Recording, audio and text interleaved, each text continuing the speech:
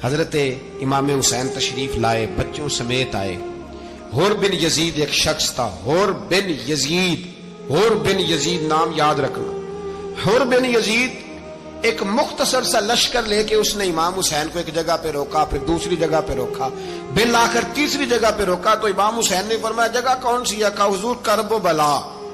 فرمایا بس یہی خیمے لگا دو، یہی۔ حضرت سیدہ زینب نے پوچھا امام حسین سے کہ سارے زمانے نے روکا ہے، ٹھیک ہے آپ حق پہ ہیں، یہ بھی سب نے کہا ہے آپ حق پہ ہیں، پر روکا بھی سب نے، آپ روکے کیوں نہیں؟ تو ابن کثیر اور ابن اسیر لکھتے ہیں کہ امام حسین رو پڑے، کہنے لگے بہن میں رک جاتا پر میں نے رات کو نانا مصطفیٰ کو خواب میں دیکھا ہے۔ تو حضور نے فرمایا حسین اگر آج یہ رواج پڑ گیا نا یزید جیسے لوگوں کا تو قیامت تک پڑا رہے گا، پھر لوگ کہیں گے کوئی نکلا نہیں تھا تو ہمیں بھی نکلنا، پھر لوگ ظالموں کے سامنے گردنیں جھکانے کے عادی ہو جائیں۔ میں کہتا رہتا ہوں، کہہ رہا ہوں، کربلا کی جنگ کفر اسلام کی جنگ نہیں، کفر اسلام کی جنگ نہیں کربلا کی، کیونکہ یزید تو بڑا پکا نمازی تھا، خطبہ دیتا تھا وہ تو۔ جب امام حسین رضی اللہ تعالیٰ عنہ نے کربلا کے میدان میں جمعے کا دن تھا تو یزید کے سامنے کو بات کرنی شروع کی عمر بن سعد کے سامنے، تو عمر بن سعد کہنے لگا حسین زیادہ باتیں نہ کر، ہمارا جمعہ لیٹ ہو رہا ہے، جنگ کے لیے تیار ہو، فٹافٹ آ۔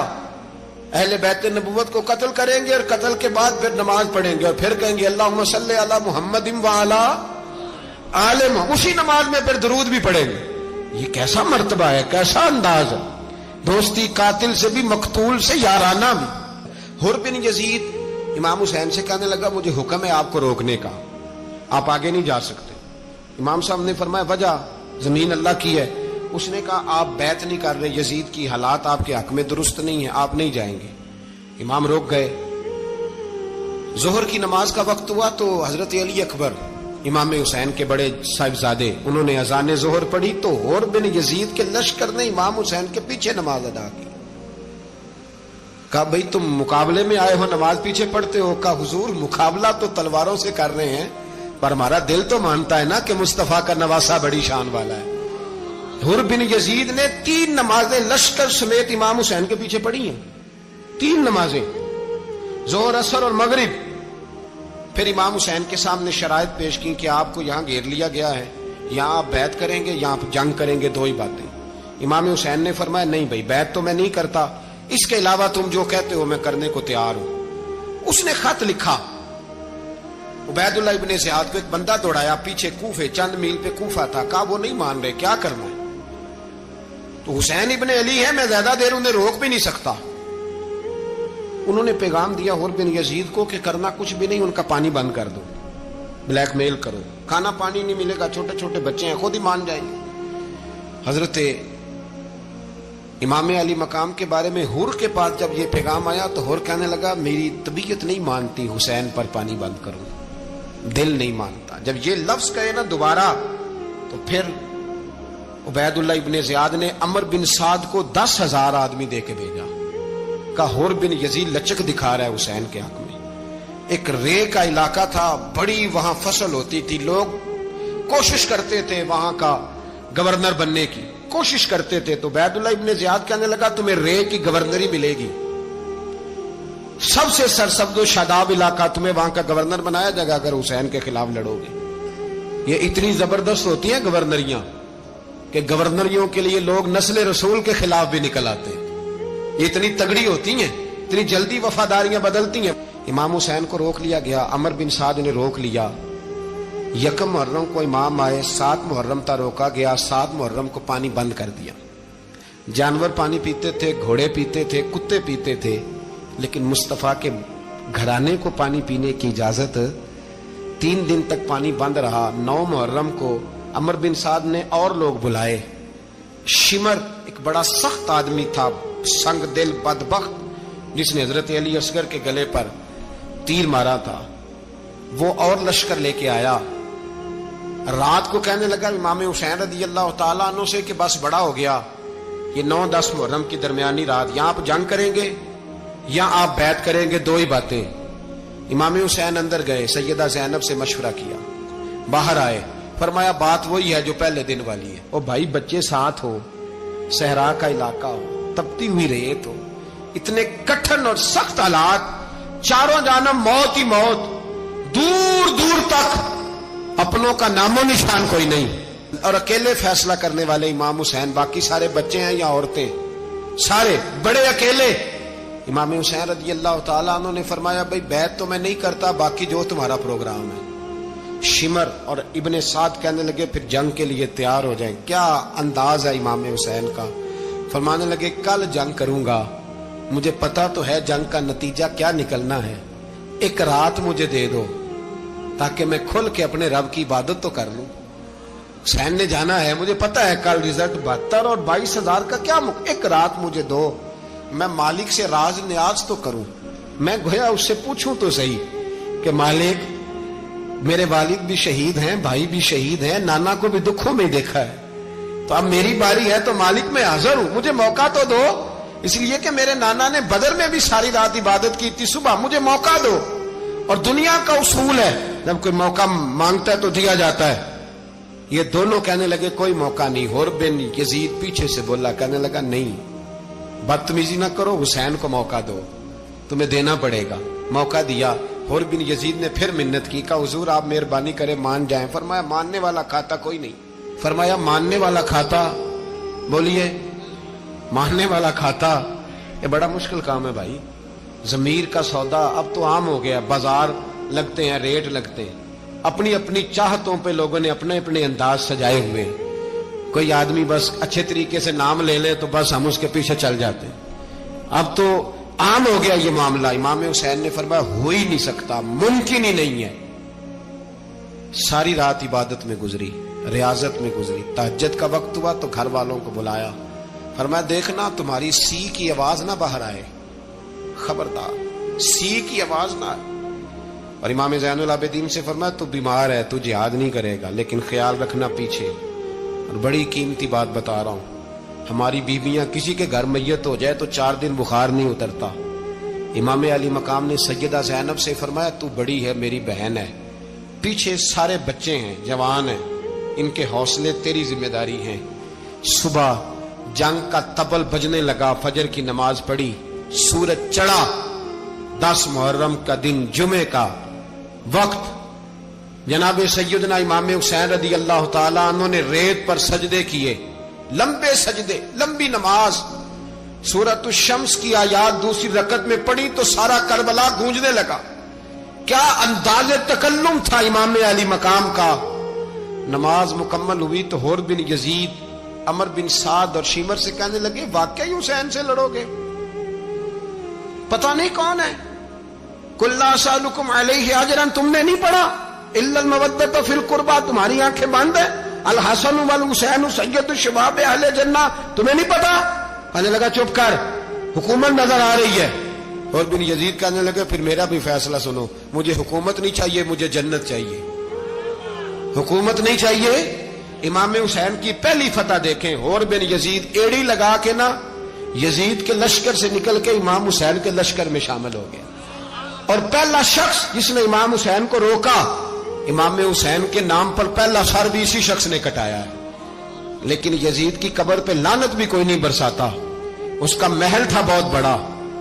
लेकिन जब लोग करबला में इमाम हुसैन को सलाम करने जाते हैं तो कदमों में हुर बिन यजीद का मजार भी बना हुआ है, उसको भी सलामी दी जाती है। और अब हम अकेला हुर बिन यजीद नहीं कहते, हम कहते हैं हुर बिन यजीद रदी अल्लाह ताला।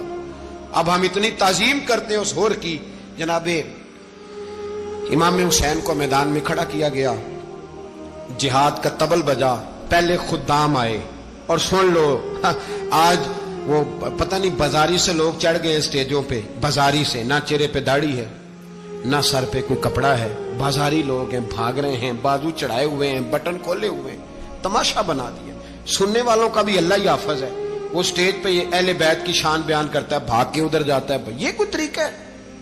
सुनने वालों का भी अजीब अंदाज है, हर बंदे को सुनने बैठ जाते हैं। दीन मुहज्जब है, तहजीब वाला है, दलाइल रखता है, दीन वकार रखता है, ऐसे लोग अब दीन बयान करेंगे। हजरत सैयदना इमाम हुसैन रज़ी अल्लाह ताला अन्हु सुबह जब जिहाद का वक्त आया, पता है कौन कौन थे करबला में? امام حسین کے ساتھ امام حسین کے 4 بھائی تھے کربلا میں. کتنے؟ بول کے بتائیں. حضرت علی کے 4 بیٹے، عباس بن علی جن کو حضرت عباس کہا جاتا ہے نا، علمدار، یہ حضرت علی کی دوسری زوجہ میں سے. عباس بن علی بھی تھے اور ابو بکر بن علی بھی تھے، عمر بن علی بھی تھے، عثمان بن، یہ حضرت علی کے بچوں کے نام ہیں. یہ آپ کے شہزادے امام حسین کے ساتھ شہید ہوئے. ان کا نام صرف اس لیے نہیں لیا جاتا کہ ان کا نام خلفائے ثلاثہ کے نام پہ، حضرت علی نے اپنے یاروں کے نام پہ رکھا ہے تو تم نے کربلا کے میدان سے خارج کر دیا.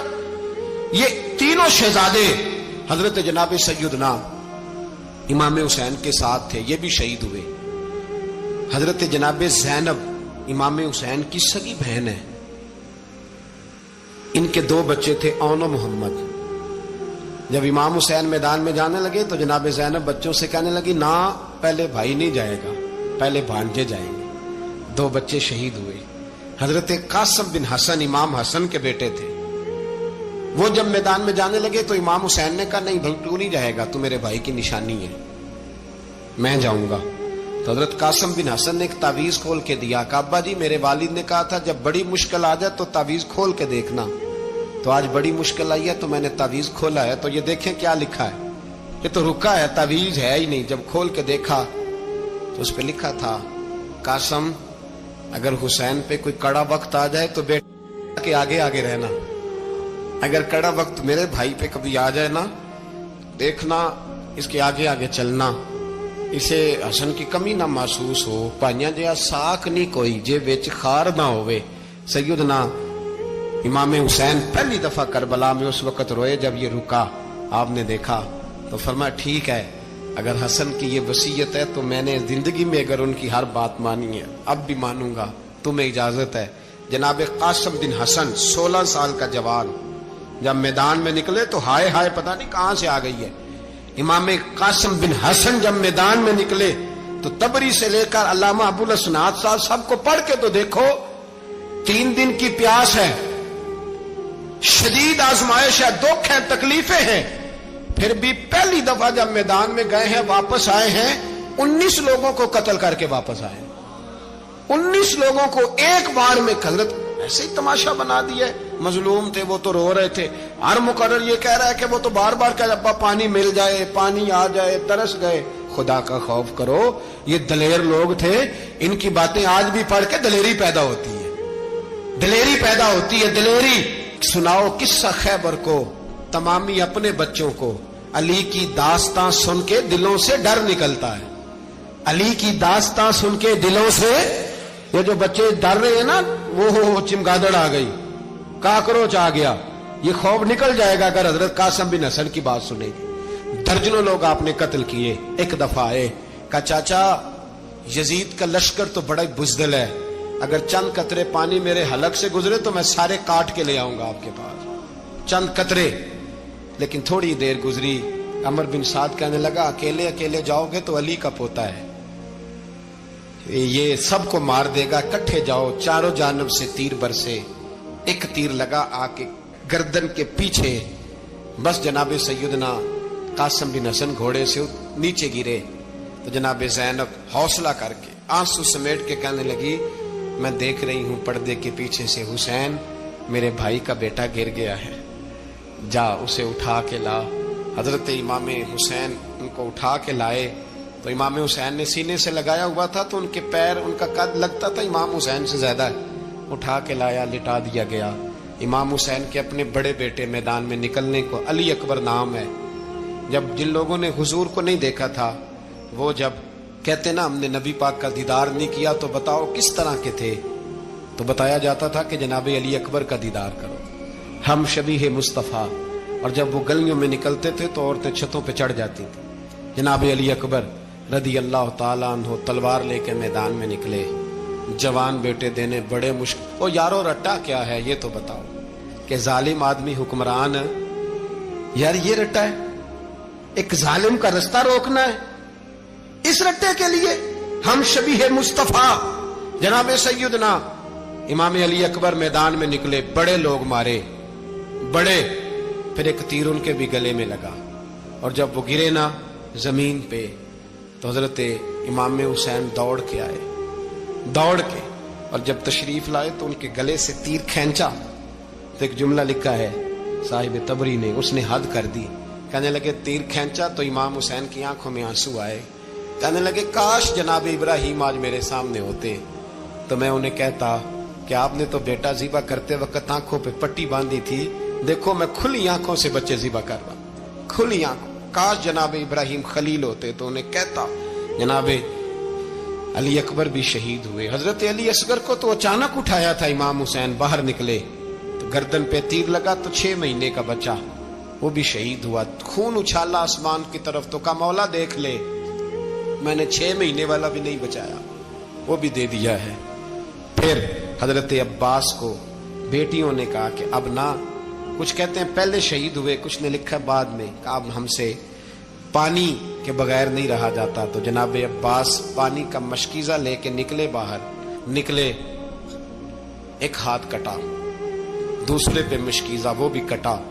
دیکھ لو میں پس منظر پہ ہوں ابھی تک، میں بتا رہا ہوں کہ جہاد کس کے خلاف تھا؟ ظالم حکمران کے خلاف، ظالم کافر کے خلاف نہیں، مشرک کے خلاف نہیں۔ حضرت امام حسین رضی اللہ تعالیٰ عنہ نے ہر جگہ ایک ہی بات کی کہ یزید شرابی ہے تو بچے کٹوا دوں گا، شرابی کو ووٹ، یہ ایک نہیں، ہر کتاب میں یہی لکھا، ہر کتاب میں، اور ہر مسلک کی کتاب۔ یزید چونکہ مجرے دیکھتا ہے، رنڈیوں کا ناچ دیکھتا ہے، بچے کٹوا دوں گا، اس کے ہاتھ میں ہاتھ۔ امام حسین نے فرمایا چونکہ اللہ کی حدوں کو توڑتا ہے، حقوق اللہ پامال کرتا ہے، حدود اللہ، بچے کٹوا دوں گا لیکن اس کے ہاتھ میں ہاتھ۔ سارا دن خود مجرا دیکھنا اور 10 محرم کو 2 دیگیں پکا کے حسینی بن جانا، سارا سال خود گند مند کرنا، شرابیوں کے ساتھ رہنا اور 10 محرم کو 2 آنسو بہا کے یاد رکھنا۔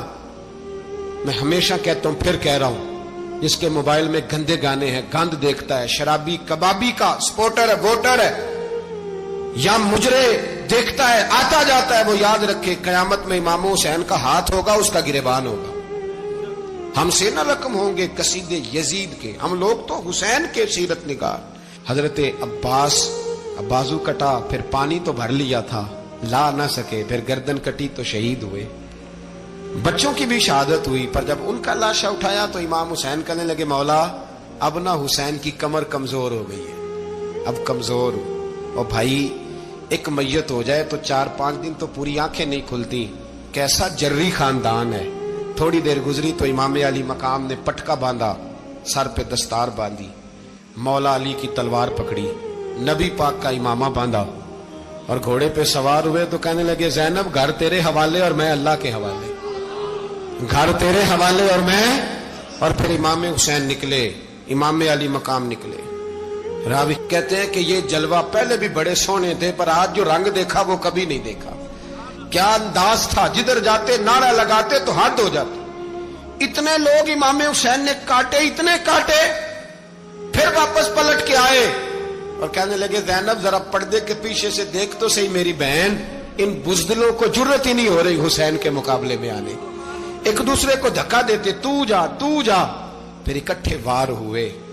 یہ کون ہے کٹا ہوا، لباس ہے پھٹا ہوا، یہ بال یقین حسین ہے، نبی کا نور عین ہے۔ پھر چاروں جانب سے تیر برسے تو امام علی مقام چونکہ نماز کا وقت ہو گیا تھا، اترے گھوڑے سے، خون بہ رہا تھا، گرم ترین ریت سے تیمم کیا، سر سجدے میں رکھا، اور جب شمر آپ کی گردن کاٹنے لگا تو کہنے لگے ٹھہر جا ذرا رب سے ایک بات کر لینے دے۔ اور پھر بولے امام حسین، کہنے لگے مالک تو اب بتا کہ حسین سے راضی ہے کہ ناراض ہے، تو بتا۔ تو پھر ایک آواز آئی، یا ایتھا النفس مطمئنہ ارجعی الی ربک راضیۃ مرضیہ، فرمایا نفس مطمئنہ واپس آ جا، تو اللہ سے راضی ہے، اللہ تجھ سے راضی۔ امام حسین وہاں شہید ہو گئے۔ اب یہ قافلہ امام حسین کا سر کاٹ، ذرا دیکھنا غور کرنا، سر کاٹ کے نیزے پہ رکھا ہے، جسم کربلا میں پڑا ہے، عورتوں کو گھوڑوں پہ بٹھا کے لے جایا گیا یزید کے دربار میں۔ یزید پہلے عبید اللہ ابن زیاد نے بدتمیزی کی، پھر یزید نے کی۔ سعودی عرب کا ایک مولوی بول رہا تھا، سعودی عرب کا، ان سے بھی بڑا عشق ہے، جس نے تقریر سننی ہو میرے پاس ہے۔ ہمیں لوگ مشورے دیتے ہیں کہ جو یزید کو اچھا کہے اور حسین کو باغی کہے اس کو ہم امام مان لیں۔ اس بے شرم بے حیا کو جو نبی پاک کے گھرانے کے بارے میں بکے، اسے امام سعودی عرب میں مسجد نبی میں درس دینے والا جس نے تقریر سننی ہو میرے پاس ہے، وہ کہتا ہے یزید تو بڑا اچھا آدمی تھا، اس نے تو بڑی خدمت کی، تو میں نے اسے کہا رشتہ داری کر لیا یزید کے ساتھ، قریب ہو جا۔ شرم نہیں آتی؟ آج بھی نبی پاک کا دل دکھاتے ہو، حیا نہیں آتی، خیال نہیں آتا؟ اور لوگ گھر میں بیٹھ کے باتیں کرتے ہیں، کہتے ہیں جی جو بیت اللہ میں ہو وہ بھی برا ہو سکتا ہے۔ بیت اللہ میں تو 360 بت بھی تھے، وہ اچھے تھے۔ مدینے میں تو 360 منافق بھی رہے، پوری سورہ منافقون نازل ہوئی، وہ اچھے تھے۔ عجیب تماشا بنا دیا لوگوں نے مذہب کا۔ کہتا ہے یزید نے تو بڑی خدمت، تو عبید اللہ ابن زیاد نے قتل کیا۔ بے شرمو، اگر عبید اللہ ابن زیاد نے بھی قتل کیا تھا تو حکومت کس کی تھی؟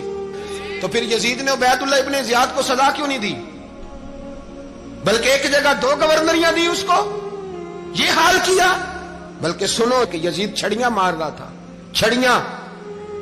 امام حسین کے لبوں پہ تو نعمان بن بشیر صحابی تھے، بول پڑے، کہنے لگے او یزید بدبخت، ہاتھ پیچھے اٹھا، مجھے اللہ کی عزت کی قسم میں نے سینکڑوں بار نبی پاک کو ان ہونٹوں کو چومتے دیکھا ہے۔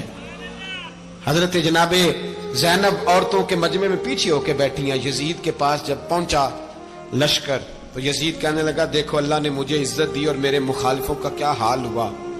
تو بی بی زینب بول پڑی، اتنے صدمے سہے پر آواز توانا ہے، جاندار ہے، جاندار۔ ہمارا کسی بندے سے جائیداد کا رٹا نہیں، ہم تو چاہتے ہیں امت اکٹھی ہو جائے، لیکن جو بندہ نبی پاک کی ماں کو دوزخی کہے، حضور کے باپ کو جہنمی کہے، یزید کو امیر المومنین کہے، اس کے ساتھ اتفاق رائے کر لیا جائے، یہ مذہب ہماری سمجھ میں نہیں آتا، بالکل نہیں آتا، قطعاً نہیں ہماری سمجھ میں آتا۔ کیسے اتحاد کر لیا جائے؟ یہاں تو میرے بھائی جو ہمارے ابا کا مخالف ہو اس سے اتحاد نہیں ہوتا، اور جو نبی پاک کے والد کو دوزخی کہے اس سے اتحاد ہو جائے۔ کہتے ہیں جی وہ جی اتنی فرقہ واریت ہو گئی، ہم کس مسجد میں جائیں؟ 60 پارٹیاں پاکستان میں رجسٹرڈ ہیں جو الیکشن لڑتی ہیں، کبھی کسی بندے کو ٹینشن نہیں ہوئی کہ کس کے پاس جائیں کس کے پاس نہ جائیں، کبھی نہیں کو بولا کہ اب وہ بھی کھڑا ہو گیا، وہ بھی، کوئی ٹینشن نہیں۔ مذہب کی باری ٹینشن ہو جاتی ہے، اتنا بڑا مذہب ہوتا ہے بھائی، غلط بندے بھی آ ہی جاتے ہیں بیچ میں، تھوڑا پہچان کے چلنا پڑتا ہے صحیح کون ہے اور غلط۔ اور یہی تو ہمیں امام حسین نے بتایا ہے کہ مذہب کے اندر ہی تم نے شناخت کرنی ہے کہ بندہ ٹھیک کون ہے اور بندہ غلط۔ یہی تو کربلا ہے، یہی تو امام حسین نے بتایا، کفر اسلام نہیں، حق اور باطل۔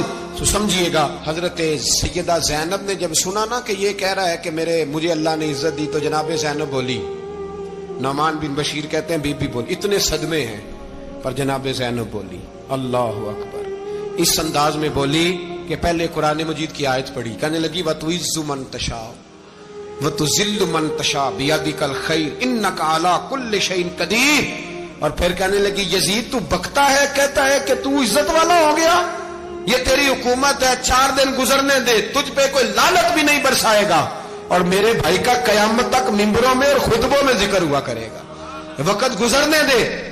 جب جناب بی بی زینب بول رہی تھی تو حضور کے ایک نابینا صحابی پاس بیٹھے تھے، جناب نعمان بن بشیر کا ہاتھ ہلایا، ہلا کے کہنے لگے کیا علی آ گئے؟ تو علی کی آواز لگتی ہے، جبریل امی بول رہے ہوں جیسے، حکمت کے گوہر رول رہے ہوں جیسے، دربار دمشق میں بی بی زینب کا خطاب، منبر پہ علی بول رہے ہوں جیسے۔ میرے بھائی بس کربلا والا قافلہ تو مدینے پہنچ گیا، 3 سال یزید نے حکومت کی، شرابیں عام ہو گئی، مکے پہ حملہ ہوا، خانہ کعبہ کا غلاف جلا، مدینے پہ اس نے حملہ کیا، 3 دن مسجد نبوی میں اس نے گھوڑے باندھے، مسجد نبوی میں صحابہ کو نکال کے اپنا اس نے امام مقرر کیا، لیکن پھر امت نے اسے قبول نہ کیا، پھر وہ رسوا ہوا اور آج تک وہ رسوا ہے۔ لیکن امام حسین کا نام کل بھی زندہ تھا اور آج بھی۔ درس یہ ہے، پیغام یہ ہے، پیغام یہ ہے، یاد رکھو موت تیزی سے آ رہی ہے، ہمارے ساتھ والے دائیں بائیں والے سب چلے گئے، اسی طرح نمبر لگے گا، ایک دن اعلان ہوگا، ضمیر کے قیدی بن کے زندگی نہ گزارو، بالکل نہ گزارو، یہ تھوڑی سی زندگی ہے، دنیا سجن المومن، حق بات کرو، حق پہ ڈٹنا سیکھو، دین سمجھو، خبردار رسول پاک صلی اللہ علیہ وسلم کے دین میں ظالم، جابر، فاسق، فاجر کی کوئی گنجائش قطر نہیں ہے۔ اپنے آپ کو سمیٹو، اپنے آپ کو سنبھالو، دین میں اپنا کردار ادا کرنے کی کوشش کرو، دین طلب کرتا ہے ہم سے کہ ہم نے دین کو کیا دیا ہے. امام حسین نے سارا گھرانہ دین کے لیے دے دیا. ہمارا جو بچہ کسی کام کا نہیں رہتا اسے مدرسے داخل کراتے ہیں. ہم نے دین اتنا کمزور کر دیا ہے کہ عالم اگر شور نہ کرے، عالم اگر شور نہ کرے، زور نہ کرے، گھٹن والا ماحول ہو گیا. مذہب کی پوزیشن کمزور کر دی. اب جہاں تک اس بات کا تعلق ہے جی فرقے ہو گئے، تو میرے بھائی یہ کوئی اتنی خطرناک بات، یہ کوئی اتنا مشکل معاملہ نہیں ہے. یہ تو امام حسین نے بتا دیا تھا کہ یزید کے طور پر ایک غلط فرقہ کھڑا ہو گیا ہے، لہذا اس کا مقابلہ کرنا ہے. اس میں کوئی بری بات ہے؟ لیکن ایک سبق ہے بزرگوں کا کہ اگر سچی بات بھی نہیں کرنی تو پھر اس منبر کا حق ادا نہیں ہوتا. جو سچ بولے وہ حسینی ہے، جو ظالم کے سامنے کھڑا ہو جائے وہ حسینی ہے. جو مصلحت کوش ہو، جو کہے ٹائم نہیں، گراؤنڈ ریالٹی نہیں، حالات نہیں، طبیعت نہیں، موقع نہیں، تو ابھی امام حسین کے پیغام کو نہیں سمجھا.